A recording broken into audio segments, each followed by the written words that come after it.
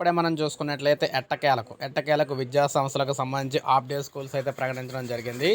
So మనం చూసుకుంటే రాష్ట్రంలో విద్యా సంస్థలకు సంబంధించి హాఫ్ డే స్కూల్స్ మధ్యాహ్నం వరకు బడులు అయితే ఏదైతే ఉన్నాయో వేసవ సెలవులో ప్రకటిస్తారో అవి డేట్స్ అయితే ప్రకటించడం అయితే జరిగిందనమాట.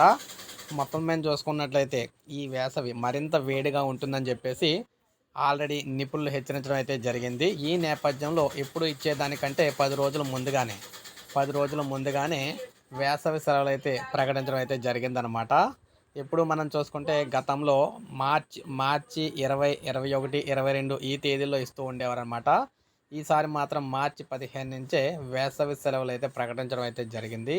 మార్చి 15 నుంచి రాష్ట్ర వ్యాప్తంగా ఉన్న విద్యా సంస్థలన్నింటికీ కూడా వేసవి సెలవులు అయితే ప్రకటించడం అయితే జరిగింది. ఇప్పుడే అఫీషియల్ ఇన్ఫర్మేషన్ అయితే విడుదల చేసిందనమాట ప్రభుత్వం.